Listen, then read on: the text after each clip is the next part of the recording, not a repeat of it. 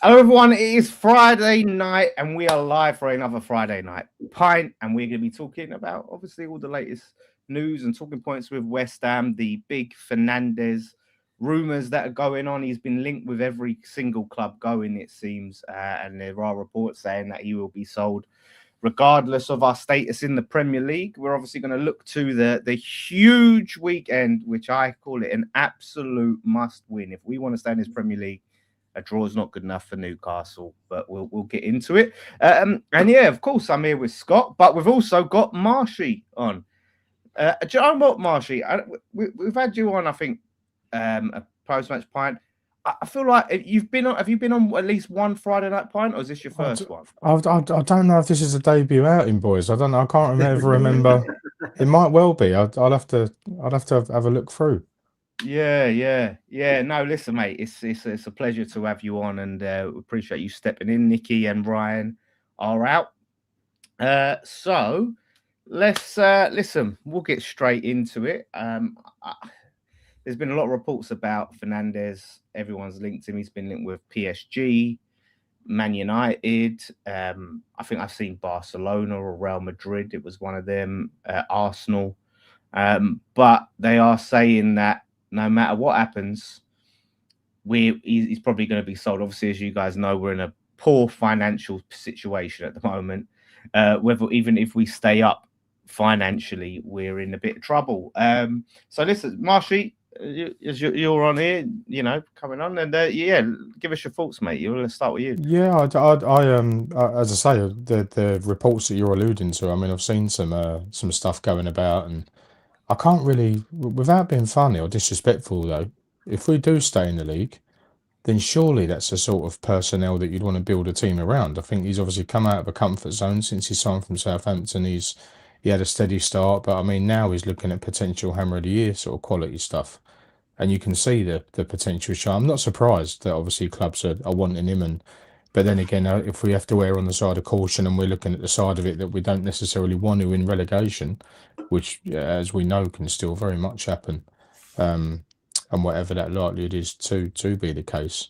If we go down, it's a completely different story, obviously, but they do have to get as much as they can for him, and I would imagine they would be screwing their loaf with that, whoever it might be. But the giant sort of teams that you'd expect all them sort of teams, but I did sort of think I did wonder if he had a clause in the contract, but now I'm reading that he hasn't, so that might be Yeah. an interesting one. I just feel that the hierarchy would have to sort of cash in, and obviously if we are to drop down to the first division, it's sort of like you've got to use those funds if you like to create a new side and start afresh, and he would obviously be definitely one that you would suggest that would bring in a lot more money than some others. But yeah, listen, it'll be an interesting one. I think obviously 2 games to go. We've got to determine obviously what it is going on now and our status in whatever league it might be, and hopefully, as I say, being the Premier League, it's a big thing. So to say that he'll go regardless, I find a bit disheartening because I don't know why he wouldn't sort of stay. He's young enough to obviously give us another year.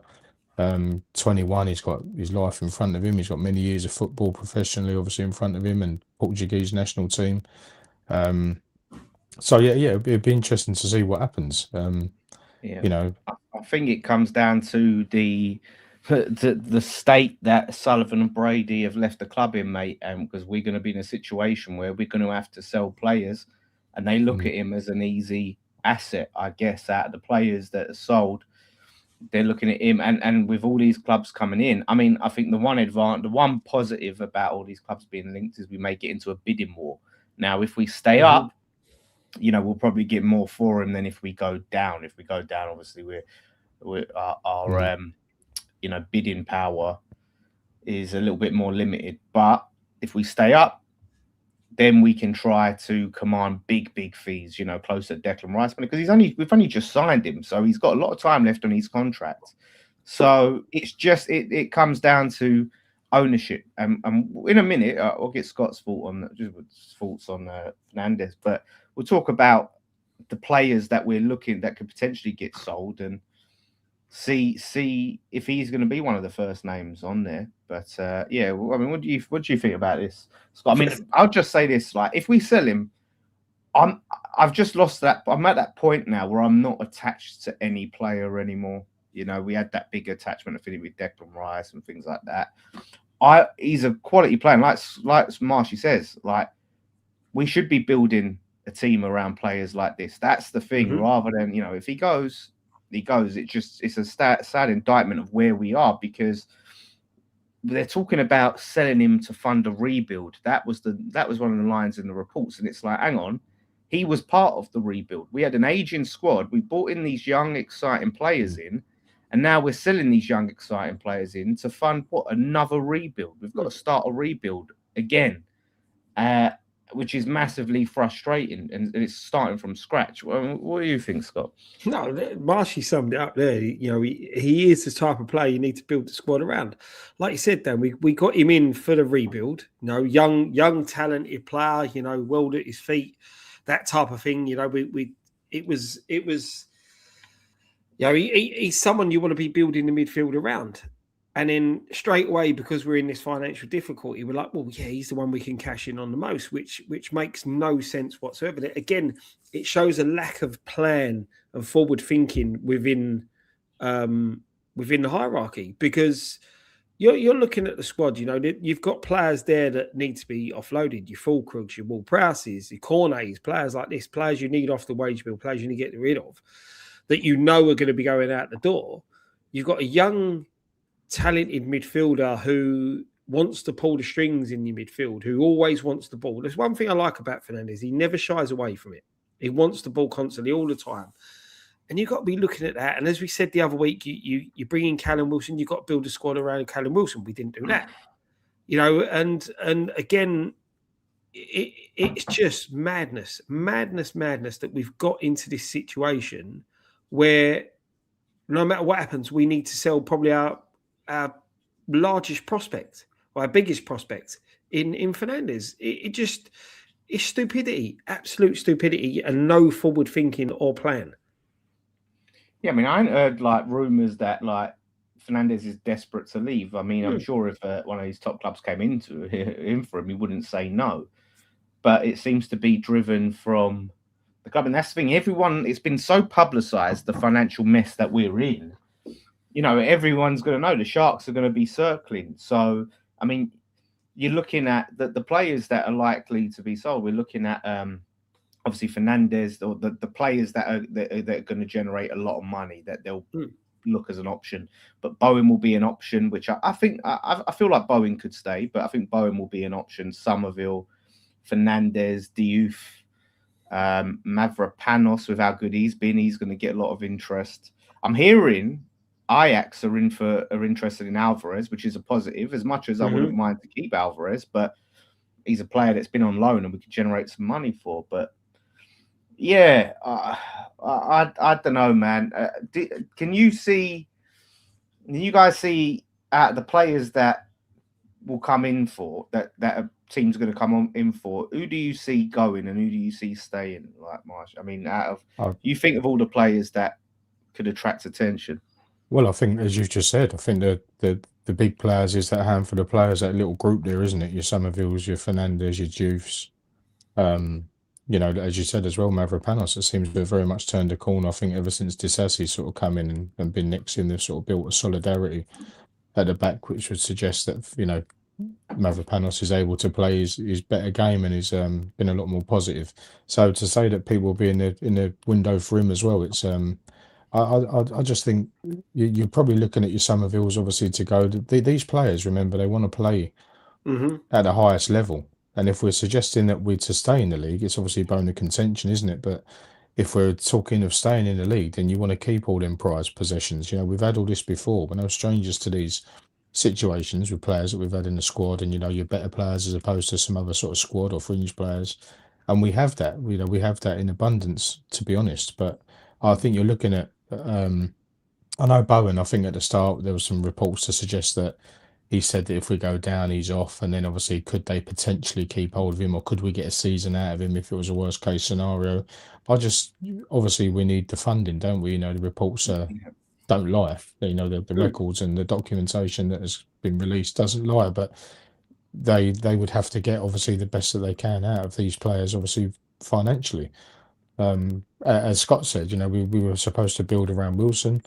There's a player in Fernandez that you'd build around. We've got obviously a hot prospect in Somerville as well, going for the Dutch national team, and the way that he'd been playing, and he was clearly obviously head and shoulders one of our better players. But there's no loyalty. Remember, you might have your Declan Rice to a degree that we thought obviously was the case. Your Mark Nobles, they don't make these anymore. So these other players that have no real affiliation to the club and don't really understand what it means. It's going to be, as I say, interesting to see where we go. But what I would say is, if it's a worst case scenario that we're looking at, once there's confirmation on that, they're going to have to sort of build very quickly, and I think you'll find that there'll be a lot of bids coming in, if you like, and a lot of interest, a lot of speculation, linked to this one, linked to that one. They're going to get big moves, and there's no reason why they shouldn't. But if we can get that financial, obviously, restraint down, and obviously we're able to then rebuild, and as you said, and maybe give it a year or so, and I know it's a very difficult league if that's the case that we're talking about, and we would have to rebuild accordingly with what we know that we would need to do. But unfortunately, I think it would be without all of them specified You know what players. pisses me off, like, lads, is what really pisses me off is, we were sold this stadium, and we go back to that is, we were going to be a team that wouldn't be selling our best players. We try and compete for the top players. We try and build, and they've got us in a situation where we've just become another feeder club. Like, we've got no bollocks about us to go, do you know what?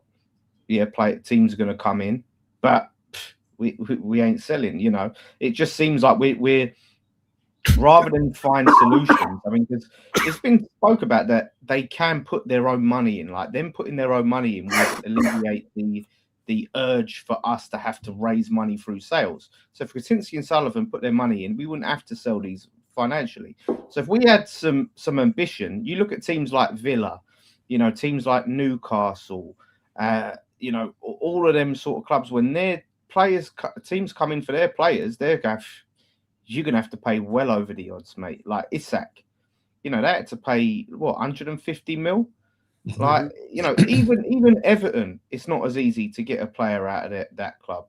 If you want them, like, I just feel like, for us, so many teams and so many clubs have leapfrogged us, and we've just gone and default back to a club. Well, we just accept it. And Fernandez is going to be, he's good, isn't he? So we're going to have to sell him. Somerville, we're going to have to say he's good. It's like, it's an absolute disgrace. And I don't think we should accept it, because they can just stick their hand in their pocket and go, here you go, right, there's the money down. We won't have to sell anyone. Let's try and get rid of all the shit that we need to get rid of. Let's keep Fernandez and Somerville, and we'll add in the summer, and we will go to try and be a team that competes. It's why they got to get out, mate. And I said for Krasinski as well. Yeah, and this is the thing, though. You summed it up there well, mate, when you said leapfrogged. We've missed the boat when it comes to being able to be a top side. Do you know what I mean? Like, we had the move that we were promised and all that, right? By what the promises were and what the crap that they spouted and the lies that they told, we've now missed the boat. We had this golden opportunity to actually do the things that they promised by the right investment and getting other people to invest in the football club and to take the club to the next level. You think when we moved to the London Stadium, the size of the stadium it was, the fact that we sold it out, you could have been now in the sort of position that Villa are in getting Champions League football and getting into Europa League finals and things like that.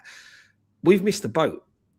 So many other teams, like you said, mate, have now leapfrogged us. And I'm going to slowly put Everton in that category, because they've sorted their stadium out. They got a manager in knowing that it's going to be a turbulent season, moving to a new stadium. They've got a manager in that they knew they weren't going to go down, and he's probably overachieved with the squad that he's got. And they're planning. It's forward thinking planning. We've now gone back to as if we was at Upton Park and selling all our top stars. Yeah, it's back under the Browns, isn't it? Yeah. I think that goes to show, though, that there's that element sort of spiral back to the fact of what sort of ownership and hierarchy we've got. By that, I mean that, like you both said, they could stick their hand in their own pocket. Why haven't they? Because they don't want to. They don't have any affiliation with a football club. They're not interested in the club moving forward.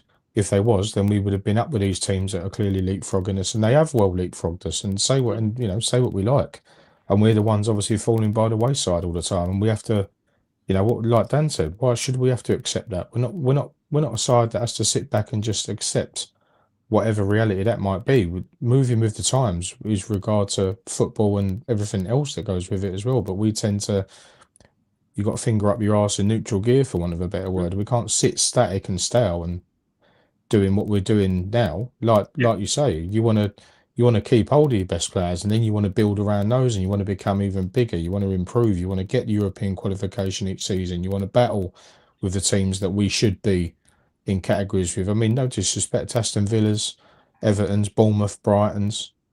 If we were formed in the right way and we had that desire and want to do that, there's no, that they're so far in front of us, especially this season. But we know it's been dire. For me, we're the proprietor of our own downfall. We've always had to look over our shoulder results-wise and everything else. But largely, and as I say, and hopefully, if it is a worst-case scenario, then that hopefully you should turn Sullivan's head and go, do you know what? I've had enough. And it's a complete and utter rebuild from the very top, and it works its way down. And if we have to start afresh, maybe that's not the worst. Maybe that's not the worst thing to do. You're right, because when you look at the clubs you said there, Brighton, Bournemouths, you look at them and where they are stabilised themselves in the Premier League. They're playing a good brand of football. They're attracting decent young players. Okay, they are selling clubs. Yeah, they're selling clubs as much as but they're achieving certain things. They're not winning trophies, granted, but they're getting themselves in contention for European football. Brighton have been in contention for European football probably more than they've been in relegation dogfights since they've been in the Premier League, right? And probably, they know more than West Ham. Yeah, and that's it. And this is the thing. You look at what we've got, right? I know we see the stadium as looking at it from the outside. Take our West Ham out of. Look at it from the outside as a foreign player coming in. I'm playing at the London Stadium. I'm playing where the 2012 Olympics were. It does have a draw. You're playing in London. You have that draw. 60-odd thousand fans week in, week out are there cheering you on, right? There is a draw there. But instead of using that, invest in the right way, like you see the Bournemouths and the Brightons do, we're now sitting, like we said, behind them with this massive stadium. We should be propelling in front of them, and that's no disrespect to them, but we should be on the coattails of the Sky Six in the sense of structure, finances. We're the 20th richest club, apparently the 20th richest club in Europe. I think that also goes to what you said as well, Scott, with the plan. The plan of action from the top, the plan of action of the players that go out there. These teams that we're discussing, and the interesting thing, Everton being moulded into that as well. Them sort of sides, they have a plan. Obviously, they have good managers. They have work ethics. They have team management, in-game management. They get the best out of their players. They work as a unit. Not to say that we don't, and we haven't as much as what we should have done this season. Hence why we are where we are for reasoning, as we all know, watching them. But there's no, I just can't, as I say, interesting debate. I can't work out why we have to be such a selling club all the time. Because if we had these players and built on that, like you said, outside of this big six lark, we're in contention there every season. We're watching a brand of football that we can go there and be proud of, regardless of anything else that interrupts the modern day game. Without saying, obviously, spelling it out what it is. We know it from last weekend. But it's an enjoyment. You're able to fulfill, obviously, what you want to see, and the good enough players to play for this club to push on. Yes, they may go, but then we can build accordingly, and we get in as good a player, for want of a better word, in replacement. These other teams are doing it. They got better as well. I don't know how you boys feel, but I think that's managerially as well. I think maybe there's players that want to play for a manager. I think they set their stalls out, their management teams, their coaching staff. I just think top to bottom, I just think it's, like Dan said, it's disastrous, and it is a disgrace. Yeah, definitely. Yeah, 100%. It's just, just the one thing is, like you touched on, like you think, listen, I want us to stay up desperately, but you just hope that if we don't go down, it's a step forward to getting him out easier, because there was reports about Amanda Steveley. First, they said we'd need to be in the Prem for for her to consider us, but now apparently the club will probably be cheaper if we go down, so that could remove that barrier. And you just hope that that could be the silver lining, and it would help us get rid of a lot of the crap, because I'm sure they all have relegation clauses, right? That slashes their wages. So you've got Max Kilman, you're trying to sell him, who's on 100 grand a week.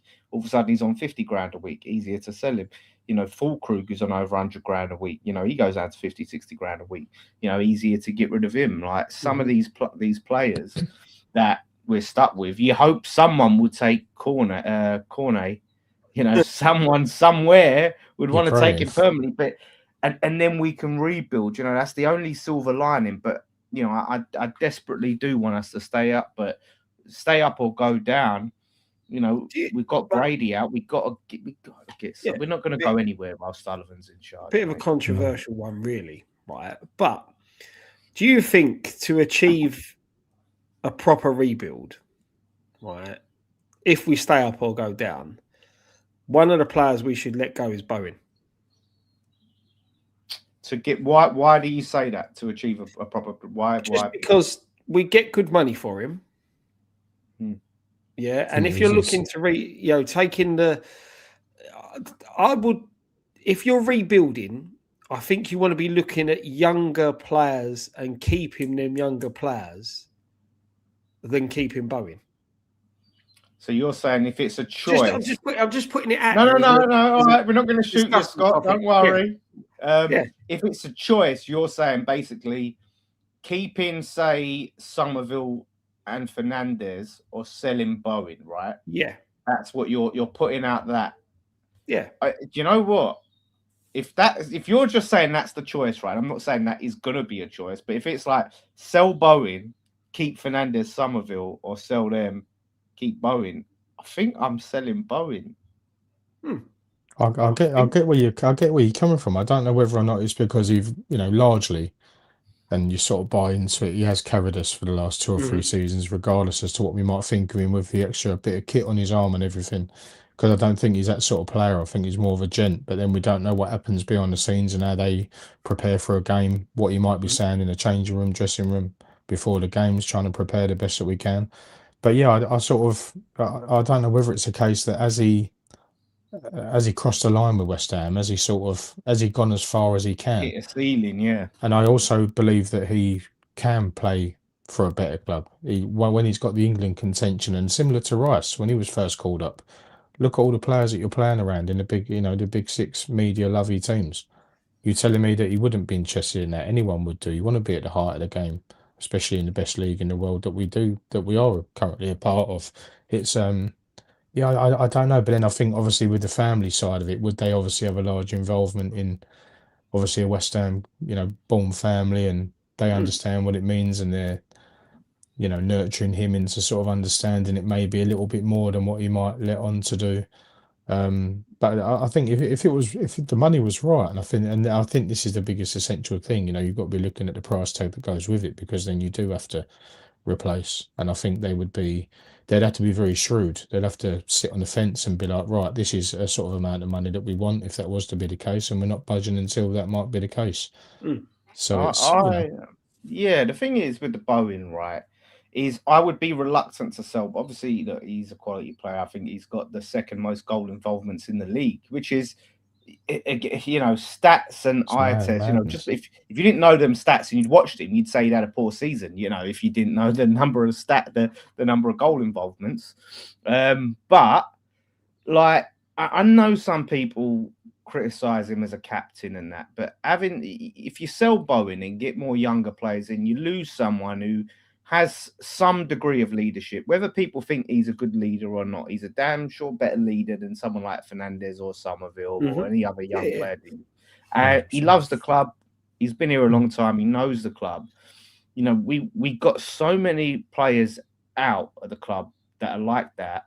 Having someone that starts every week, that's in the game, leads by example, I think we would lose something if we didn't go and replace him with someone that is quality, but also captain material. Because Souček, I don't know how much longer he's going to be here, And listen, I'd love him to retire here and all of that.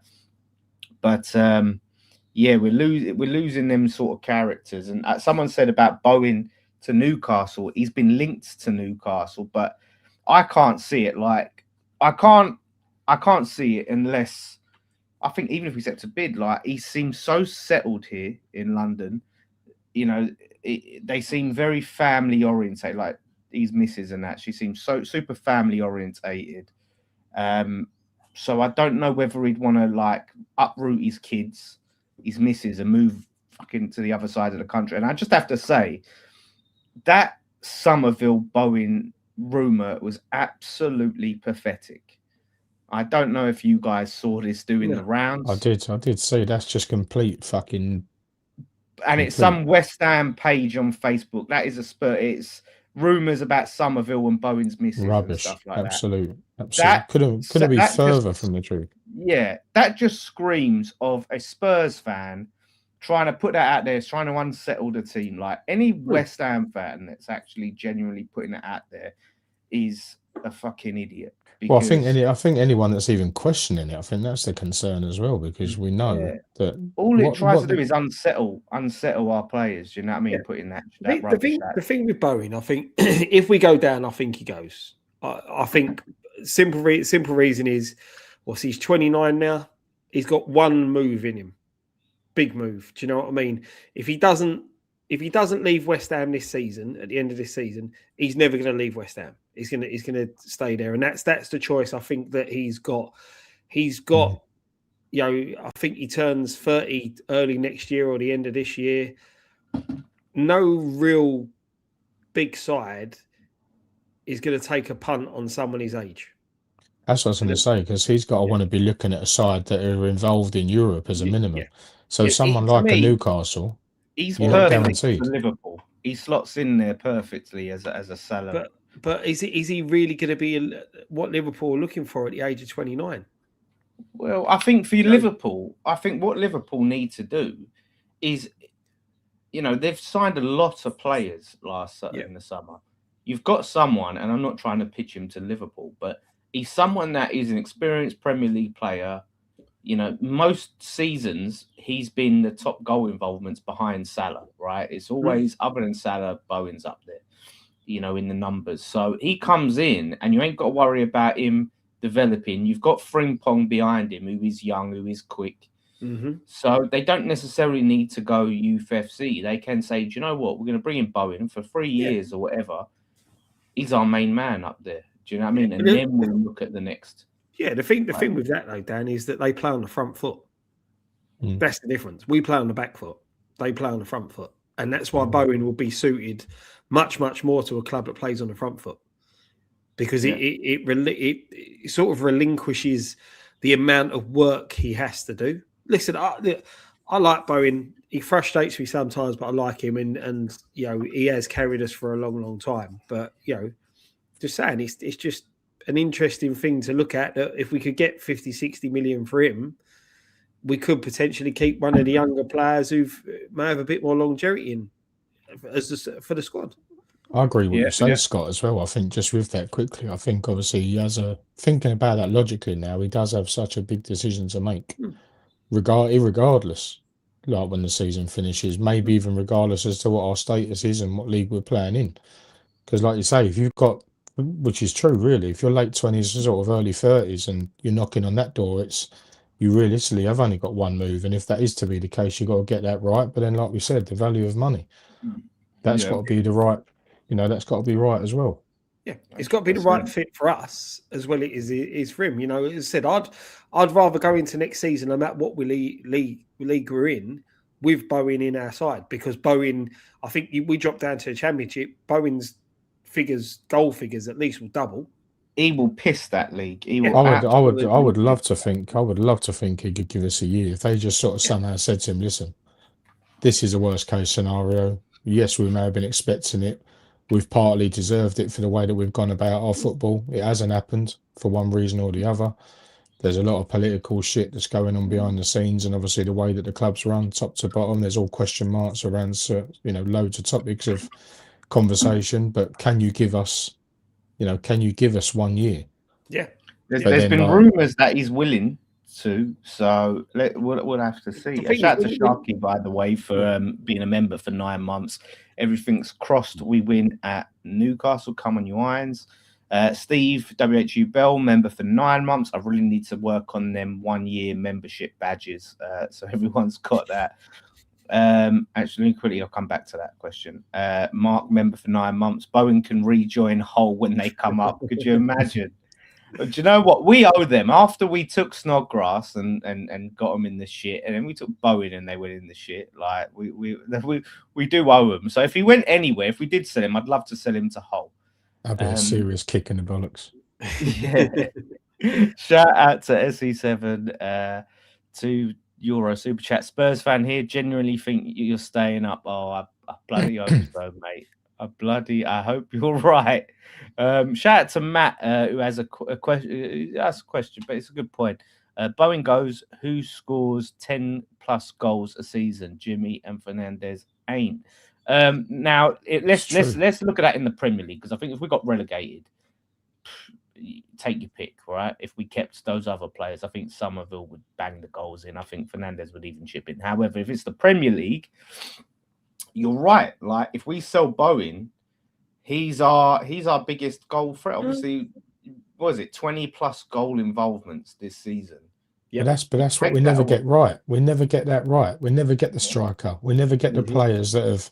Yes, we've got a man in Bowen and the club captain that's got the stats, the second best in the league, which is formidable for him as a person and for someone playing in a team, obviously, that are where we are. But we never. That's a great question. There's a great who is going to score the goals, and we've always had that problem. There's no one that gets barely 10. We're lucky if they get into double figures. That's just another pathetic thing that we just don't do it. We don't recruit in the right way. There's so much to be said about the recruitment policy and the system. It's a joke. I think the thing is, Marshall, I think we have got the right striker, but we don't play him. When you look at his numbers, Wilson's numbers are good. He's for one of the most experienced players in this league, and he creates his own opportunities. He holds a ball. He brings players in. He scores very important goals. You like you said at the start, and I totally agree. That's someone you need to build around as well. Get players around him. Yeah. Say to him, play your game. Give him a free role, for want of a better word, and say, right, you're involved. This is what you do. You've made a living out of it all your life. Crack on, and that You know what, Wilson, right? For me, he has to play more than he has been, right? I will say that to start with. He should be playing more. However, he's never going to be in a situation, in my opinion, where he can be our main man starting week in, week out. I just don't think. I think the fact that we've managed him to the point of touch wood, he ain't been injured for us. When we looked at him and he was seen as, is he ever going to be fit for us because of his track record? But he's been managed. I think that's the problem, is if you have a Wilson, you go, do you know what? That's our goal scorer. And you start him and he's playing 90 every week. It's going to be a matter of time before he breaks down and gets injured. So that's the only problem I have with Wilson. That is the biggest problem. He can't give you 90. Yeah. No, but that's when you bring, again, you then bring the right backup striker in to play with him, or play either alongside him or play in his place. It's rotating. You've gone for a guy that's renowned for goal scoring, and you've signed two strikers that are completely unknown, and neither are renowned for goal scoring. That's what I was just about to say. That's a big thing as well. I don't think in their respective leagues that they came from, I don't think Tati definitely weren't banging goals. Tati had, I think he had one goal for Lazio. I think Pablo will give you a work rate, but he doesn't give you that sense of he's going to score week in, week out. Yeah, there's not the threat. You look at it, Wilson's played 30 games this season in the Premier League. Work that one out. 30 games. But how many of them are 10 minutes here, 10 minutes there? He scored 6 goals. Big goals as well. Yeah, in very important goals. Yeah. Nuno hasn't utilised him enough for me. And the thing is, interesting. that when he played against Bournemouth, he scored them 2 goals against Bournemouth and then got taken off. And I think that was probably, in a way, that was a catalyst then he may have kicked on. Yeah. Because as a player, when you're playing well and as strikers, when they're scoring goals, they want to play. They're confident. Their tails are up. I know he's got his injury problems. I know he's got the age and all that type of thing. But I just feel that Nuno coming in, we've got to remember Nuno wanted him out. Nuno wanted him gone. Literally, they convinced him to stay. Yeah. And let's be honest, if we stay up, a big part of us staying up is because of him. It's boiled down to it. Yeah, that Everton goal was massive. Yeah, that could be the turning point. That could be our saving grace without just disrespecting it. That's as big as it gets. Yeah, and you can look in important games. Tottenham scoring the winner, Everton scoring the winner. We all know it shouldn't have got ruled out, but Arsenal. Imagine that goal had stood and we had that point now. How crucial that point could be come the end of the season. Who's the man that's got you that point? Without this is why, and we'll segue into this Newcastle game. For me, he's asked to start, and Nuno's been a bit cagey over what he's going to do. I feel like he's going to go Pablo, but I feel like this is a perfect time and a perfect game to start him. The guy, you can see he's hungry. Club. Yeah, former club. Do you know what I mean? He banged 2 against his other former club, Bournemouth, right? And we started him in that game. He's coming into. You can see he's so hungry to score goals. He's so hungry to prove himself. Do you see him as a starter? Do you see him that he can do the business from the start, or do you see it that he's a very... Well, he did it against Bournemouth. He got 2 goals. No, I don't disagree. I just it's an interesting thing to suggest that. Do you see it as can he start the game? Do you see it as we've got? I know some people see him as a super sub, and because he's been so impactful off the bench, people are seeing him. I just feel like you have someone like Wilson. It's very hard if you're bringing him on like 75 minutes. You're going to have to ensure you're creating enough chances for him. It's not always going to be one chance goal. Whereas if you give him a bit more time, where we're starting the game, we're just getting that ball in the box, we're creating. Eventually he's going to find the back of the net. But we always have this. We give these players like this such a short window to make an impact. It's worked, but it's not always going to work. And I think you're right there we approach Bournemouth. I think it all depends largely on the sort of team that we're playing as well. And can we match up to them tactically? Can we match up to them pound for pound? Is this a game that he can start from the beginning, or is it one that obviously that we can although it is only sort of a short burst, 15-20 minutes, but he tends to do the business, I think, either way. But I definitely, like you say, I definitely wouldn't be against him starting more games, and I do think he's been treated unfairly with the amount of time he gets. I mean, you'd at least give him 25 minutes, maybe half hour. If it weren't going well the first 15 of the second half, then you've got to be thinking, well, look, that might be regardless of who we're playing. It doesn't really matter at that point. And are we still in the game? Is it a case that he can impact the game? And 10, 15 minutes is not enough, especially when you're looking at situations where we're chasing games. And, I look, Tati and Pablo, their work rate, it does benefit us, right? They do create space for help bring in Somerville and Bowen, but that's it. We need goals, mate. We need goals. And that's the thing is that, like you said, their work ethic brings other people into the game, right? But the problem is when that happens and they bring other people into the game, if them players are misfiring, you then can't look at a Tati or Pablo to go and grab a goal, which is the worrying thing. You can have Tati and Pablo misfiring if Somerville and Bowen are scoring goals.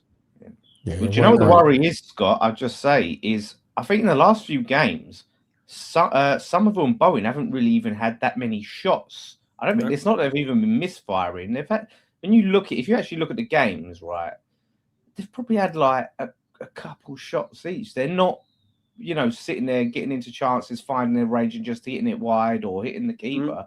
They're barely having shots. I was about to say off the back of that, when was the last time that we've actually played considerably good football, especially at the top end? And by that, I mean Where is the impact of Somerville? Like the shots. Why are we not bearing down on goal? Bowen. Yeah. There's all question marks against them. Yes, there's some of our better players, but when have they given us something? Yeah. When was the last game that you can turn around and say that Bowen has given everything? Well, this is the thing. I think you know, There was the Leeds game where Bowen he hit the crossbar twice and stuff like that in the cup game. But I don't mean that when I say that. I don't mean that disrespectfully because he's obviously one of our players and we love him. But what I mean by that is, I think a lot of people are largely too afraid to come forward in a sense of thinking that we're slagging the players down.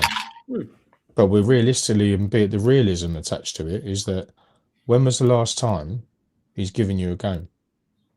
When was the last time that you can turn around with the big players? I know Somerville's been injured, he's come back in. He's maybe lost his feet a little bit. He's got to find himself again. We haven't got enough time, as we know, in order to do that. Hopefully, he can give that in these crucial 2 games. Because I think this game on Sunday, I know we'll get on to it, but it's got to be the biggest game in our recent history. Someone's got just on the Bowen. I want to double check this from someone. Someone says Bowen. Steve says Bowen ain't scored since January, but Mark said it's not been since February. He must have scored. The thing is, even if you look at the 2 assists he got against Everton, overall game, I thought Bowen was pretty poor.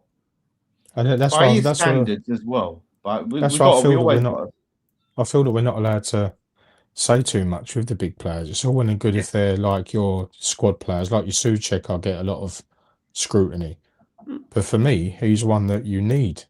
That he's willing to put himself in where it hurts, especially now where the crux where it matters. You've got to put yourself in where it hurts and put your body on the line.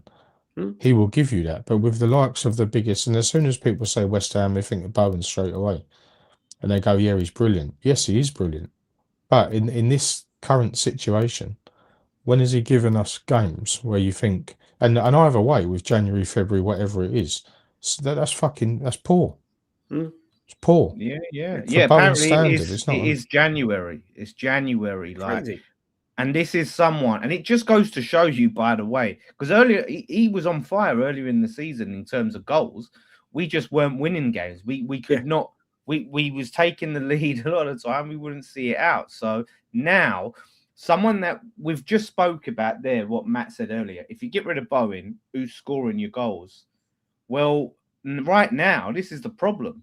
Now Bowen's not scoring them. You know, we're having to rely on goals here and there and bits and pieces, but this is our main goal threat. I think the thing is as well, though, is when he's playing directly through the middle as like a false 9, for want of a better word, he's playing as that striker, that lone striker. He's then coming back out wide, obviously, which we know is his natural preferred position. And you know what you get from him. You get a similar to Saka. You're down the right-hand side, all you want to do is cut in on your left. And you're not going to the bar line. You're not giving players something to think about in the opposition. You're playing your natural game. But I just think we've had to be, as a whole, and it seems like we're dwelling on Bowen and maybe disrespecting him and his game and his performances. But that's an all-round situation. That could be anybody. But I think being a captain of the side as well, when you need that little bit more, and we're suggesting, well, like that stat there, if that's true, January or 4 months ago. Yeah. When you're in a position that you're in, when you're looking at players like that to score your goals and impact your game. If you look at the last game, the last home game, how many times did he get the ball in and cut in and don't try and shot? I remember one. Yeah, I could be wrong, but I remember one. And this is the problem. This is the thing, again, it goes back to the game plan of the Tatty and the Pablo thing. If him and Somerville were not firing and not scoring goals, then they've got to turn creators. Right? Yeah. And they don't do that. Do you know what I mean? The problem is if they do turn create, who are they creating for? Yeah, but that's the problem. They're not creating for Tatty and Pablo. They can create for them, but they're not clinical. I mean, that's the more worrying thing is because what we're suggesting is that they can't do the basics. Yeah, and the basics that you would expect out of a professional footballer that's at this level, that's a bare minimum. Yeah. But then would you argue as well though that although he's one of the first men on the team sheet, he's obviously club captain as we know it, whether he's a leader, reason up for debate, jury's out. But is he knackered as well? I think that could be part of it. Is it a case that he's literally been running to the ground? But then we don't have the ability to. I mean, what worries me is as well that maybe comes into it. I don't know. But look at what frustrates me more than anything is look at that fucking bench every week. And we'll take out a Wilson or take out a possible Souček if you're playing a different rotation. That's not fucking good enough. No, it's so weak. So you're not, and it's and all right, people say, yeah, but Kante comes on and gives you something. Scalzi, yeah, but they're not like again. They're not game changers. No, but they play for our game. football club. Do you know what I mean? They play for our football club and they're good enough to do that, and people believe in them for a reason. But this is a level where you need more, and by that you need the players that are capable. Like you say, what player, unless you're a Wilson, is coming off? Maybe you could argue an Adama, maybe, because he might have been there, done it. Who's now he's our injury for Sunday, and that's the thing is he's the man, right, that Nuno really wanted, right? He's come in, Nuno seemingly surprised that the geezer is absolutely massive and requests that he, stops weight training when it's been. And the biggest thing, everyone knows about him, he's a bloody unit and he's a bodybuilder, right? Everyone knows that. He comes in and goes, bloody hell, like, stop waiting. Barely plays the guy. This is supposed to be our guy that we can take Bowen off and bring him on so we can rest Bowen and give him some time. But he's not in a condition where Nuno can play him as much as he wants to play him because of the shape that he's in, and which is football shape. Stick as much baby oil on him you want, but he ain't giving. Yeah, he don't even wear the baby oil anymore. When he ain't giving you the disappointing. He's not giving you that shine. Yeah, like that. We've got no one else that you. That is what worries me. I've said it for weeks and weeks and weeks. Until you're blue in the face, and it's fucking, and that's another thing that's a disgrace. Is why are we at a level where beforehand we were looking at it going, fuck me, we got a backup in every position. Mm-hmm. Like we look a lot stronger. We might have been getting players back from injury. We might have been getting them off loans, or I mean, you got an Alvarez coming back, which I think could be a big thing. Depending on what league we're in, that's a big opportunity. But just so grating at the fact that when you need a game change, and we've needed that in games. And listen, like Scott said, take away Wilson, we're already gone. We're already fucked. Yeah. And that in itself tells you probably all that we need to know. But we're just we're too weak, just spineless. I looked at the bench at Arsenal, right, and I was like, I literally looked at it and thought, apart from Wilson, when we was 1-0 down, I said, there's no one you can bring on when you're chasing the game. No one, you bring Wilson and just hope for the best. Kante, I think, offers something going forward, but for whatever reason, so frustrating. Plays him, yeah, like he's. You look at I think it was the Leeds game. There's games where he's come on and he's helped create chances. He's had shots, and he's the only one I look at. But you can't rely on a young lad like him to come and get you the winner or the equaliser. Yeah. But I would like to see more of him. But I looked at that bench at Arsenal. I was like, look at it. Just look at it. The lack of options. Like, there's so many defensive players. I'm looking at Skulls. Realistically, it's all defensive players. But barring Wilson and Traore, Kante's a holding midfielder. Yeah, well, yeah, but he's you're looking more back to front. Yeah. You got no, and that is fucking so frustrating. The crazy thing is that we've got a bench full of defensive players, and when we come on, we can't see how to lead. That's more concerning. I can't even. But what does me realistically, right, is that when you look at other teams, right, and I'm going to go back to the Bournemouths, the Brightons, and that. When you look at the players they have on their benches, you don't know. Well, you sit there, you see these players, you don't know who they are, right? But the difference is they come on, they know exactly what they're doing. Who did we play? And they had so many players missing. And we thought, this would be a nice, easy game. Every player that stepped into a player's position knew exactly what they were doing and played exactly the same way as their first team players. Yeah, that was... Palace was probably one. Yeah, I know. Yeah, Palace was one, but there was a team, and I was like, it was recent. We played, and it was like, fucking hell, was it Brentford had a lot of players? Brentford had like 6 players missing. But that's what frustrates me is you look at these sides, and you sit there and think, well, he's a nobody, he's a nobody, he's a nobody. But they step into the side and they play. They know how the team plays. They know the role that they've got to do in that. They might not be as good as the first team player who plays in that position, but they step in and they fit into the team.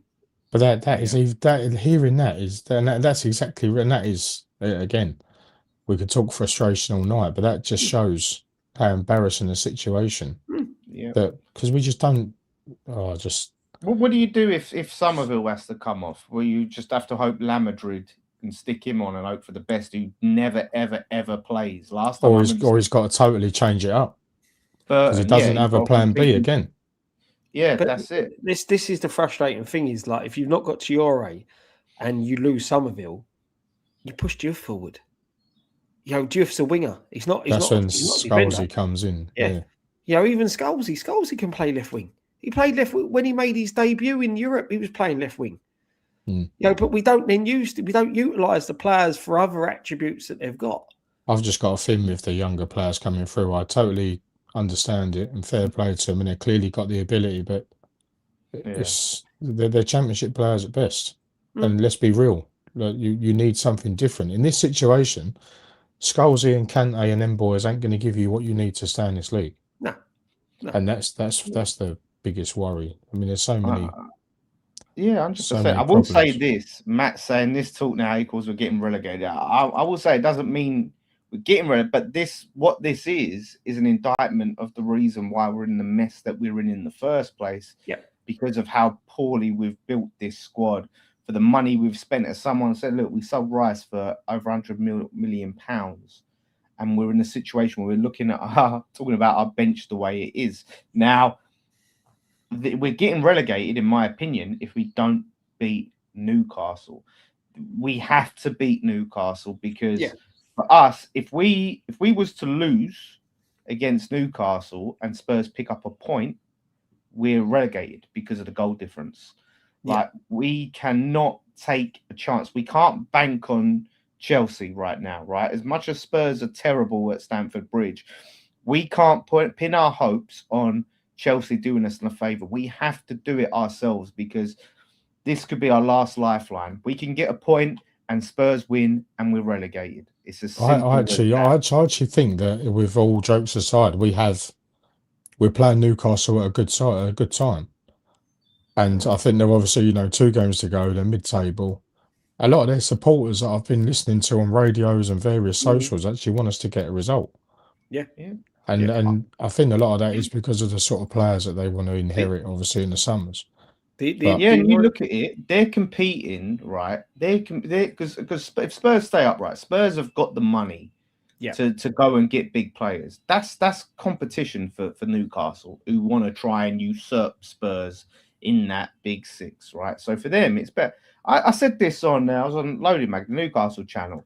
Like, the players, how many times in your career you're gonna have permission to basically not play well, not give 100% and lose, and not get completely just lambasted by your fans? They've almost got permission where, you know what, we can just kind of have a day off and the fans ain't gonna go mental. Yeah, but the thing is, though, Dan, with that concept, is Villa are in the same position. Who is when Spurs played Villa? Right, I know they had that European semi-final, but at the end of the day, like with Newcastle, who's going to be bigger competition next season for what you want to achieve as a football club? Yeah, is it going to be West? Is it going to be West Ham, who are in financial difficulty? And let's be honest, if we stay up, we're going to be in exactly the same position next season, fighting for our lives, probably up. Yeah, this ain't going to change. We'll stay in the league, and that will give us the confidence. Well, and listen, we all want that. Of course we do. But we don't want the situation of playing in the first division and then, are we going to get back up? When are we going to get back up? Is it the first time of asking? What sort of team are we going to build? Is it good enough to come straight? All them sort of different questions come out. But of course we want to stay in the league. And I just think this game, as I said, Sunday, saying it loosely, this is the biggest game in our recent history. And if they can't get up for this, then sorry, we deserve to go. And that's an overall. It's not as I say, it goes, as our conversation suggested, it goes well beyond this season's performances and football on the pitch. It goes well beyond that and what we're dealing with behind the scenes and the hierarchy and all the recruitment teams and scouting networks and everything else. But this game it's a one-off game of football. They're not in the greatest position, Newcastle. They're a bit yo-yo. Their supporters want us to come and get a result. Obviously, there's no impact on the supporters on the end result. But I do, if you take the positives out of the Arsenal game, I know the biggest one we lost out on, obviously, but now that's gone. And you've got to concentrate on the situation ahead of you and what we're looking into. But if we can take those positives and the way that we went about it and the way that we knocked it about and we actually looked good and we knew what we were doing, like Scott alluded to, the jobs, people's individual jobs, your jobs as a team. You know, can we go there and realistically beat Newcastle? Yeah, why not? I believe we can. Yeah. The thing is, Marshall, I think like when you look at the Arsenal game, right, we've got to be confident going into this one because we were robbed. You know, no two ways about it. Whatever way you look at it, whether you think it was a foul on the goalkeeper, we should have had 2 penalties. Maybe we might not score them. You just don't know. Hindsight's a wonderful thing, but we was robbed, right? And Newcastle were not playing great. And I think we've got to be more confident as a side with the fact that we should have gotten something out of that Arsenal game. The bounce back in performance from what we see at Brentford. And let's be honest, Brentford was a bit of a freak result. Another day, that probably could have been 3-3. Well, they've come out and admitted, didn't they, that all the decisions they got wrong in that game. Yeah, of course they have. Which is madness because great, come out and admit you were wrong and made the mistakes. But what does that matter? Don't make them in the first place. Exactly. It's unacceptable. Like with the do better. That are, you know, up there. You know what I mean? Right now, with football clubs like ours, that we could go down and never come back up. You know, our club is on the line, and to come out and go, yeah, we made a mistake. Like you have VAR. We've seen they can take as long as they like to get it right, and to still get it wrong. Yep. This is unacceptable. Yeah. Well, apparently 4 minutes and 17 seconds. Yeah. And you're still getting it wrong. What are you looking at? What are you looking for? Yep. And why are you only basing your decision on a fucking foul on the goalkeeper? Well, that's it. If it takes that long, it's not clear and obvious. What about the 3 fouls leading up to? What about Gabriel on his ass pulling the shirt on the floor, doing it like doing it so you know under wrap you can't see. You know you're not going to get clocked for it. And listen, that's probably a debate for another day. We know we're on the cusp of a big game now, the weekend, and that's hopefully I have no doubt they'll be fully focused. Like I say, Adama's the only one apparently missing from Nuno's presser. That can only be a good sign if we can take the positivity out of the Arsenal game, the way that we went about it, the way that we held up, the way we played. You know, the all right, maybe minimal chances that we did create. We need to push on with that, and can that help us get over the line? Why not? Yeah, that's it. The thing is we go into this game now, like you said, Marshall. I'm with you, mate. This, barring the Conference League final, this is the biggest game in our recent history. You know, I'm with Dan in what he says. I think if we lose this, if we don't win this, we're down. You know, that's because I fully expect Spurs to beat Chelsea. I don't think Chelsea are any good, and this is massive. And we need the players to show up. The players, like we said with Bowen and some of who have been missing of late, we need them to show up going into. But they owe us. I know we keep saying it again loosely, but they owe us. Do something. Go there Sunday. It's a long old day. It's a slap for supporters. There's the total lack of, lack of respect and a total disregard for the 5:30 on a Sunday. Exactly. Is an ask in itself for one. Yep. And they want to stick us on the telly. They want to get the rundown. They want to see what we can do. There's obviously, 2 games to go. Can it go to the last day? Yes, but not really. Because like Dan alluded to, the goal difference is so superior. It's, but then again with Chelsea, Tottenham don't win at Chelsea. No. And what worries me is that Chelsea have a cup final tomorrow. They've got 2 days to sort of, get that game played and, played out and see what the end result is. And then they've got 2 days, obviously, to recover. And then on the 3rd day, they play the game.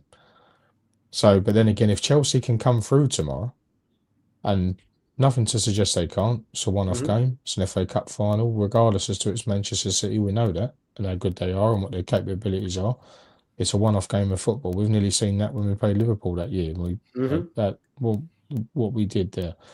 But heading into, if they can get over the line, Chelsea, that mindset to then go into Tuesday, regardless of what break they've got and what rest period and what timings that they've got to prepare, surely then will. But then again, it's dependent if we get the result, and that's why everything boils down to us on Sunday. Yeah, we can't rely on Chelsea as much. Listen, I think them fans in that ground, that Stamford Bridge, are gonna be bang up for it. They're gonna want to see their team send Spurs down. They're not going to accept them. They want to see, right? And this is the thing. There's a rivalry with Chelsea and West Ham fans through the years, but I've got 3 Chelsea fans who I work with, and all of them 3 are like, yeah, don't really. If we win the FA Cup, then so be it, and we're not that fussed. But sending Spurs down would be massive. That'll be their biggest. That'll be a bigger achievement than winning the FA Cup. Yeah, it would. Oh yeah, for them. Listen, they've won it all. Chelsea, they've won it all. Right, they've seen it all. And this is what I said to Arsenal fans. I said, you get multiple chances to win these trophies every year. You get a chance. This could be your only chance to relegate Spurs. Yep. Maybe bang up for it. Shout out to Coral 499 super chat. Personally, I don't mind the championship as I can watch this style again. No VAR, new teams, but Spurs staying up is the sting. If not this year, we go next. Yeah, that's what will hurt more is as well. It's just that extra thing of we're going down in place of Spurs, and we'll never really end of it. Shout out to Rich, £5 super chat. Thank you, Rich. Going on Sunday there and back on coach. We better win. Mate, whenever I go Newcastle away, I have to take the train. I just lump it and pay the extra money. I can't. We're all giving everything. I mean, to win that game is. Yeah, I mean, I don't know. They have to. The players have to rise to it. Matt says, question for you. I know you go your season ticket because of price and other fans. Would you start going again in the championship? The main thing, listen, the main reason I gave him was I hate the stadium. I don't like it. That's a no. Yeah, it's a no. Although I tell you what, like if we say Steve Lee come in and she got some serious owners and Sullivan was out, like that's the main thing is I don't want to go there. I don't want to put money in Sullivan's pocket. This is shout out to OK Jerseys. I did not spend this in the club shop. 10% off. okjersey.com. So scan the QR code. Scott's got one on as well. But like that's the thing for me, is I don't want to go back. I don't want to go while Sullivan's in charge.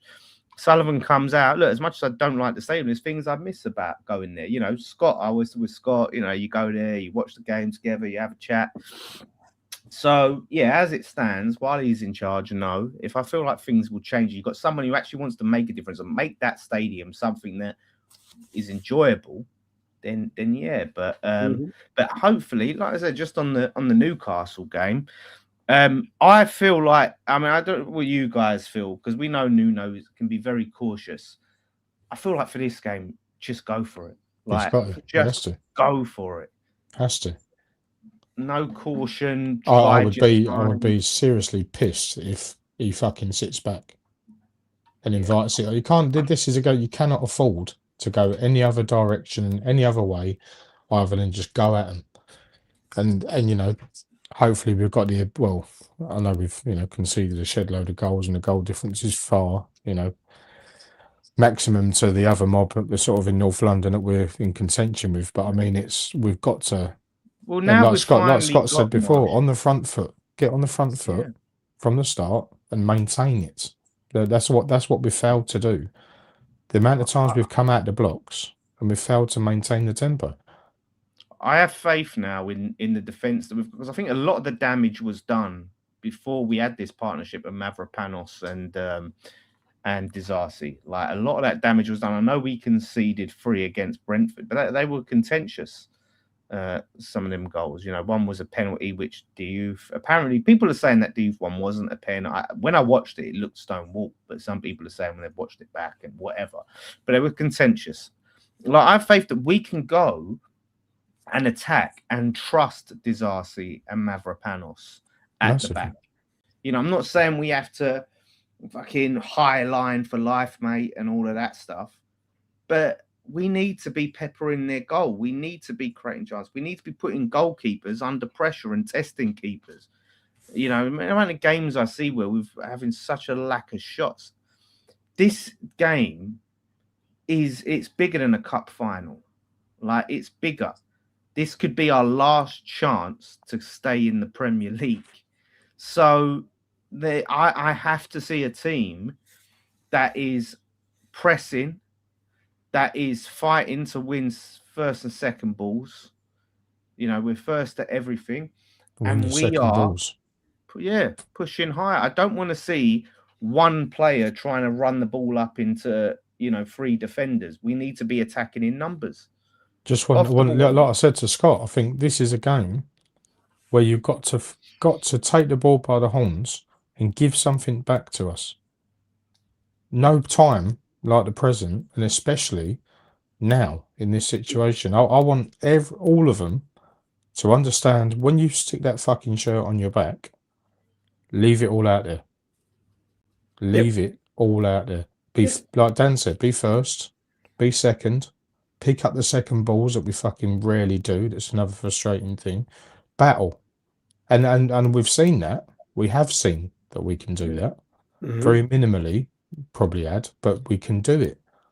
And the Newcastle team that listen, no, they're going out there just to run the clock down, run the season out, time it all out.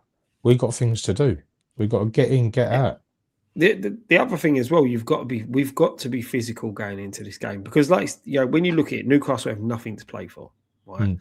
Them players there that are in and around their World Cup squads will have that in the back of their mind. I don't care whether they say that they won't. They will have that in the back of their mind. But it's the same when you're no matter what level of football that you play, when you've got a semi-final coming up, when you've got a final coming up, that is in the back of your head. So they won't play to their full potential. Yeah. The players that have been dropping or not going to be in the World Cup, you know, probably half a Spurs team. You know, you got to look at this other players and go, fuck, this one last game, like, I could miss out on the World Cup. You know, if you're Bruno Guimaraes, I think Bruno will be up for it. I don't think he'll be one that will be up for it. But you put a tackle on these, they start thinking, whoa. Right. Yeah. But the thing is, though, they know they're going to screw their loaf regardless of what position they're in, and whether they've got anything to play for or not becomes irrelevant. It's a game of football, and they know full well that. But then again, like Scott said, which I appreciate as well, is the fact that, are they players with the World Cup in the back of your mind in a few months' time, in, you know, creating your summer, representing your countries? Would they be prone to give as much as what they can be in Newcastle players, obviously, on that game? I don't think so. So Art makes an interesting point about them not wanting Sunderland to finish above them. Now, I don't know how much these players, now to the fans, that means something, right? Although the fans I've been talking to aren't that fussed about losing this game, to be honest with you. So it's not even the fans are rabid. Of course, they don't want to finish below Sunderland, but it don't seem like a desperation right now with what I'm hearing. But do the players feel that? Do the players feel like we cannot finish below Sunderland? Because I don't think they do understand it. I don't know who you got in that team now. That's the problem now. Apart from Guimaraes and maybe a few select others, you ain't got this. This ain't what it was years ago. We ain't got it in our team. We haven't got that know-how, that understanding. Like I say, Mark Noble put it about everybody. You know that he'd have been in that changing room. And you know what that needs on Sunday is someone like him get down there, get in there, and say, right, listen, this is what it means if you haven't got a clue. Because some won't have a clue. Some of the foreign boys won't have a clue. That's not their fault. They won't be nurtured into the understanding of it and the severity of this game, which is why we need, and I'm not so sure that you get that from Bowen. But regardless, this is, like you said, like Dan said, it's literally make or break, and that's all there is to it. That's it.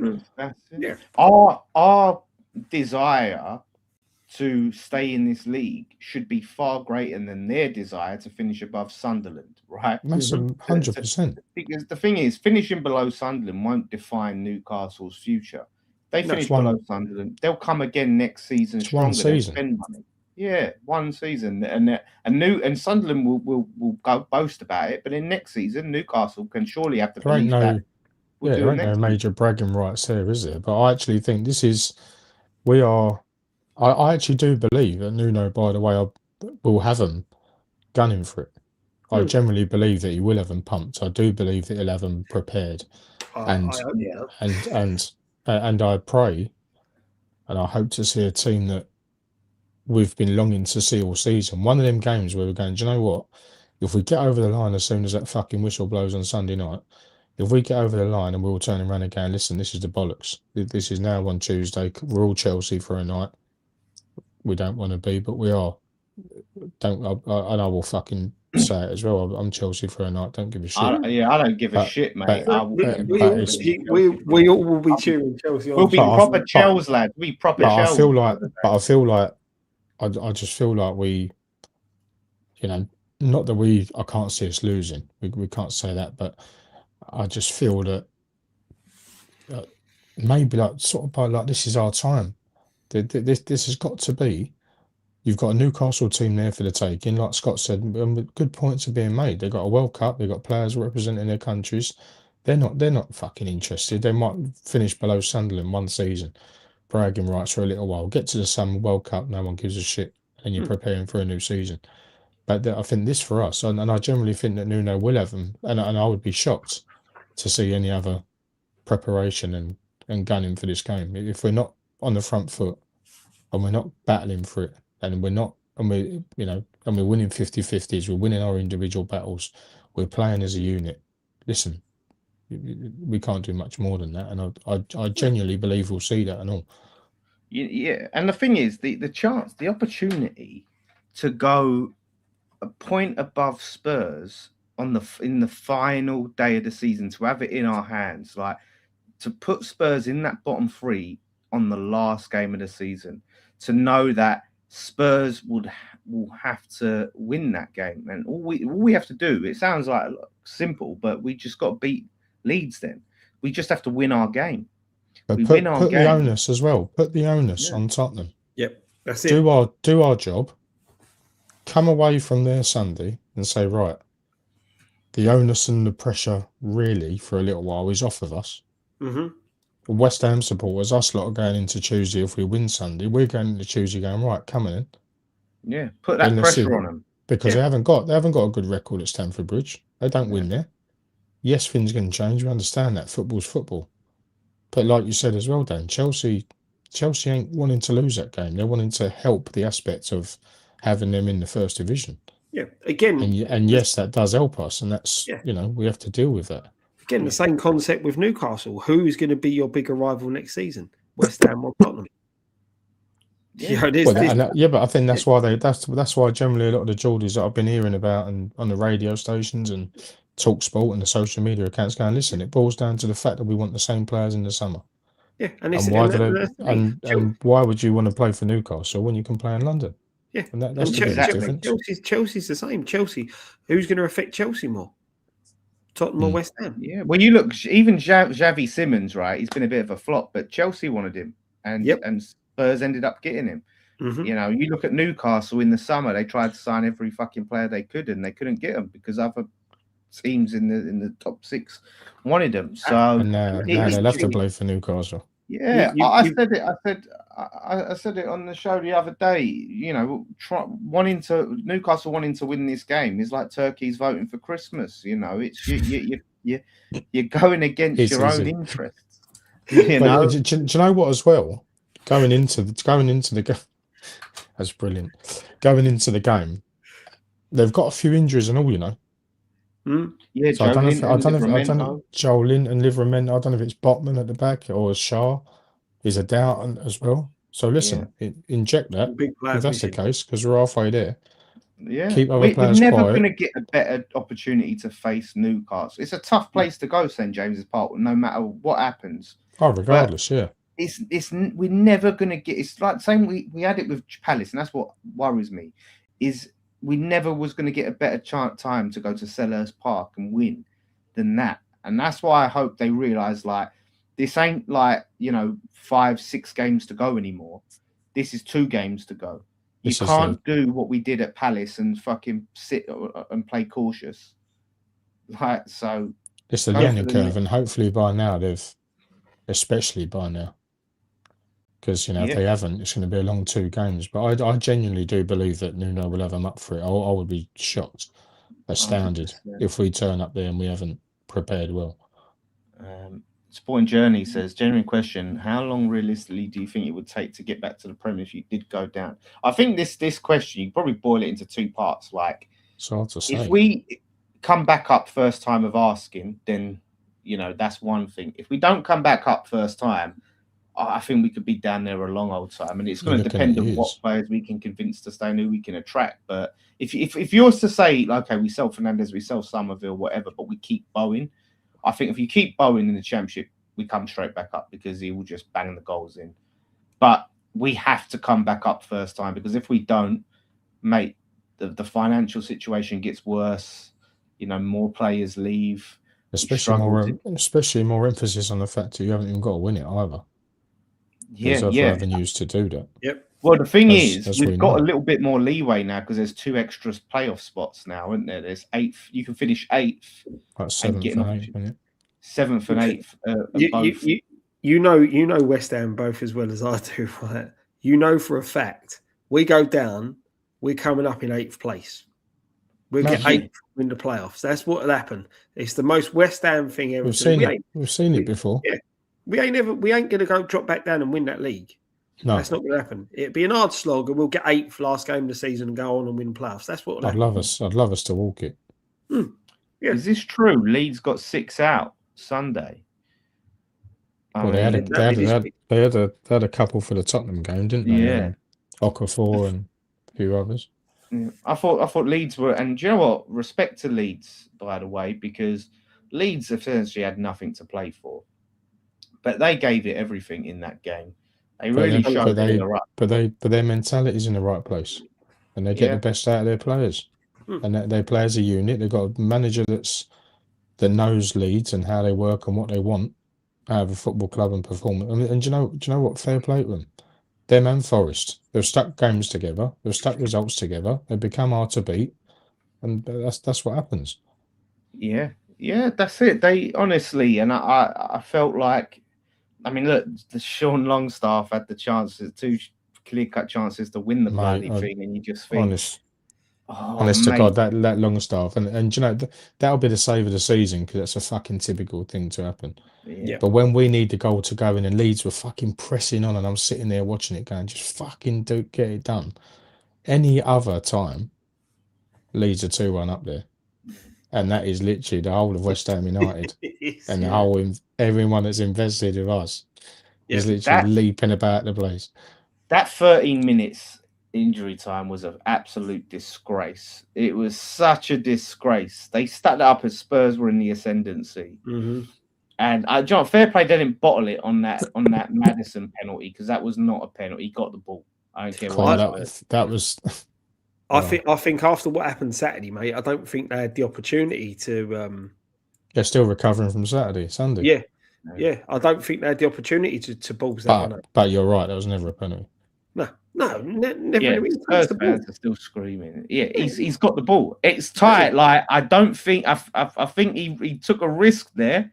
Luckily, it paid off. But the thing is, the game should have been finished by then. The fact that when do you ever see that? When's the last time we've seen 13 minutes? And it weren't like a game where you had lengthy. That's what I mean. Where does it? But that's because they got a general consensus against. They don't want us in the league. Yeah. So they want to do everything, or what it seems to be that they want to do everything they can to keep them in the league, and us not. But I generally thought Leeds had done it. That chance, I thought. Longstaff could have been a fucking cult hero. I've had a fucking statue of him down at Fernandez Stadium. Mate, I was sitting there remembering that fucking Jordan. It was like Declan Rice, no Sean Longstaff, me. Oh, yeah. Declan Rice. I was like, that would have been me, mate. I would have been We'd have him. I would have been, we'd have had to buy into the Longstaff love, mate. Come and play for us now. Yeah. Listen, do you know what? Like, I'd have him. Like, if he went down, I'd have him. Player, mate. Player. He's a they're the sort that you want. The sort you need. Willing to get in, hard-faced, hard players. Especially if we go down, you need players that are willing to put their foot in and get stuck in. Yeah, and but that's what we've lacked. That's that performance he had against Newcastle at Elland Road this season was one of the performances of the season. Like, I was like, bloody hell, where's this come from? But I just think respect to Leeds and Forest for the way that they've would we want to be in that position? We'd probably have your arm out of socket for that. But they've won the key games out to win, didn't they? Of course they have, but we're the proprietor of our own downfall as well. Make no mistake. We've had to look through games that have just been diabolical and by far not good enough. We had 4 games that we should have won in January and lost all 4 of them. Well, that turning point, I think, was the Wolves away, Forest at home, Fulham at home. You can't. And then look at the games that, like you said earlier, we're winning. Bournemouth away, Brighton away, Man United at home. Yeah. You're losing 1-0 to Fulham. Then they all mount up. The games that we were winning that we ended up losing or drawing, that's the kicker. The Chelseas, the Bournemouth. Chelsea 2-0 up, yeah. Yeah. And that's when you look at how bad Chelsea are, that results even 10 times worse. Yeah. Yeah, but it's us, and then we have to deal with that, don't we? For whatever reason or another, it's happening to us. Yeah. But that's what happens when you don't stay switched on to the calls for 90 plus minutes. Yeah. To be the first team in the league, right, to lose to Forest. We're the first team in any competition. We lost to them in flipping August, September in the Cup. But, like, they hadn't won it's so West Ham. Like, they hadn't won a game in the league all season. We rock up and have to be the team. It weren't even that, though, Dan. The fact that they just battered us. But that's the sort of thing that if we stay in the league, and certainly if we stay in the league, that sort of shit is the stuff that we got to stick to the back. Yeah. Don't be the team. When there's a geezer that hasn't scored a goal for fucking 5 years, you let him come down and score a goal. Brentford hadn't won a game in how many months? Again, I'm getting sick and tired of it. You see it all the time. Every week there's a stat, and it's always against us. Yeah. And that's where we need to be better. That's their own fault as players, as a club. Exactly. You've got to cut it out.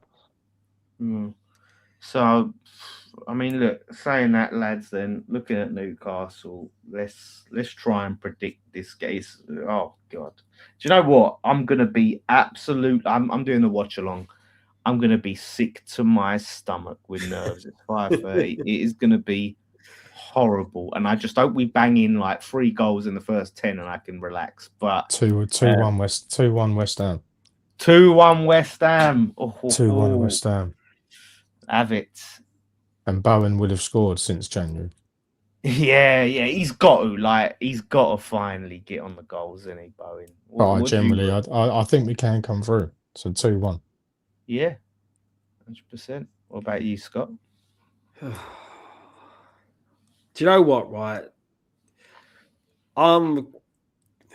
it's tough.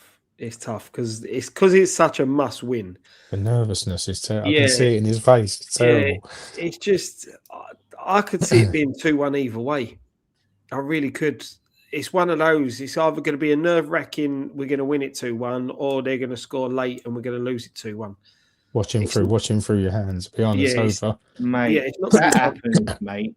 I might end up fucking smashing the telly up if that happens. You're going to go seriously viral. Yeah, I could honestly. If we ended up fucking losing last minute, I would go mental. Listen, we ain't going to do that. The positivity is going to shine through. Positivity. I feel like the 3 of us are going to get it right. Yeah, I think if we're going to win it, it will be 2-1. Yeah, I'm going to say 2-0. And I say this every time I predict to it. I hate feeling optimistic. I hate feeling confident because when I feel like that, I feel nervous. Like, because it's just the West Ham thing. Like, when you're expecting a win, we lose. When we're expecting to lose, we win. And that's why when I go into a game and feel like we're going to lose, I feel comfortable. I love a bit of what you're having to think we're not going to concede. Oh, do you know what? That's I back. fair play, you know. Yeah, listen, I back the defense. Hermansen, listen, as much as I'm an Areola fan, but Hermansen has got the clean sheets this season, you know. I think I'll be fair, just on that, I think they're both fucking shocking. I think they're both shocking keepers. But the distribution is fucking dreadful. And they're good shot stoppers. That's about it. Yeah. Well, I think with Areola you have the shot stopper. With Hermansen you have the distribution. You know, that's there. If you can merge the two goalkeepers, you've got a pretty good goalkeeper there. Yeah. I wish we could. Yeah, that is. and to be fair, he nearly got his head on that the corner against Arsenal. He was just underneath it. Imagine. Can you imagine, Mike? Can you imagine now, like him scoring now, going from a player that we're sitting there at the start of the season thinking, what the hell have we got here? And scores an equaliser and look against scores the biggest goal that we've got to score. Yeah. Being a goalkeeper. On OK jersey, got a goalkeeper top, got his name printed on the back, and I'd be Hermansen super fan. I'd start a fan club. I'll try and do a backflip if we win. I don't think I can do a backflip. Love to see it. Yeah. I'll tell you what, if Leeds scored the winner, I did say, love, if Leeds fucking go and score the winner, I'm doing a backflip. I was almost running down the road, mate. I thought that was in. Fucking honestly. Longstaff, he's our mate. Now we have to be we'll be Chelsea fans and then we'll be Everton fans, and hopefully Moisey can do his old club a favour and we'll get the statue built for him. Do you know what I mean? He ain't a bad man. He won't want to not help us. Yeah. I think his professional pride, he'll want to help us. He want Everton to finish as high as they can. But they're still going for European contention, aren't they? Yeah, they can get Europe. Yeah. They're finishing above Chelsea, still finishing the top 6, I think. Yeah, both teams. Like, they're going to want to finish. And that's the thing, kind of really, if you look at it, if we kind of want Man City to beat Chelsea, because then Chelsea really only have the league to get like the Europa League. Yeah, I actually think that regardless as to whether Chelsea win the cup, they're not going to not be prepared for that game Tuesday. Their supporters, they're used to beating them. They're used to beating them at Stamford Bridge, and that's what they want to see. Yeah, and that, that's what we got to hold on to if we're going to come through Sunday as well. Yeah, listen, it's a big time of it. It's a big time. So, yeah. Listen, we'll be doing. I'll be doing a watch along for West Ham game on Sunday, and on Lawless Live, I'll be doing the hate along for the Chelsea Spurs game. Was successful on the other day, and it's horrible. Like, do you know what the worst thing is? Right, it's so stressful watching West Ham, watching Spurs. It's like twice a week of pure pain and torture. Like watching both games. What have we signed up for? Yeah, it's it's exciting but painful. Yeah. I will say that. Shout out to Rich. £2 says, "Come on, Chelseaforton." Chelseaforton, Chelsea. Don't roll off the tongue, but Everchelsea. What about Everchelsea? Yeah. So come on, lads, come and get the win. So yeah, listen, lads. Good show. Mm-hmm. Good show. A bit of venting. You know, we ended on a positive note. Hopefully, the boys stand up, bring us them 3 points, put the pressure on Spurs, and set us up for glory. Because I tell you what, last game of the season, we stay up and send them down. It'll be party time. No one's going home. No one's going home. That's it. It'd be brilliant. Party time. Yeah, brilliant. And then once the dust settles, we'll be back to getting that scumbag Sullivan out of the club. Get that. One thing at a time. One thing at a time. Let's just get safe. That's it. And That's then be safe. Get him out. Get safe and get him out. Oh, bloody hell. So listen, thank you all for watching. Thank you all for the super chats, normal chats. Do look out for extra time is going to be uploaded. So look out for that. I don't think Marshy was on this week, but Marshy is usually on. No. You had George and Big Dave talking about all things West Ham, but Marshy, if you want to see more Marshy, you can find it. Up and coming channel. So do your worst. We're all it's we're up all on and the same coming. wavelength. So what I'm looking to do with it, so is the full show's there for the members. I'm looking to put a section out for everyone. Once we take it off the members, mate. Get it all live. Take it off the members. Let everyone have a little look at it. Yeah, well, that's it. Well, what I want to do is I want to get like, a big chunk of the show, put it for everyone. Then anyone else who wants to watch Big Dave talk about chocolate, what his favorite chocolate is, can go for the members, and watch them segments. And like, because it's very podcast, but we'll get some juicy stuff for everyone to watch, and then you can sign up to members to see the full shebang. Look out for that, everyone. And yes, Sunday it'll be back for the watch along. 5:30. Well, I'll be live earlier than that. Jace might or might not be there, so we'll see. And Nicky is going up to Newcastle for the fan cam. So if you're going up there, go and grab him for a fan cam. Nice one, lads. Good stuff. Everyone enjoy your weekend. Yes. What happened to the weight loss show? Jace has stopped coming around for weigh-ins. But I'm going to try and get him, because I've been put the weigh-ins on YouTube. Jace ain't been around for a weigh-in in donkey's years. I think he's eating too much chocolate. That's his problem. Yeah, he's eating a chocolate. He's just sent me a video of him drinking a Corona. So I'm going to get him round for a weigh-in, and we're going to film it, and we're going to see where he's at with it. That's his comfort between now and the end of the season. That's no problem with that. Yeah, that's true. That is true. I'm going to weigh him, and we will put it up for good or worse. Listen, I've stayed on my job. We'll see if he stayed on his job. Brilliant. Nice one, everyone. Enjoy your weekend until Sunday comes, and we'll all stress together. Thank you all for watching. One thing left to say. Come on, you Irons.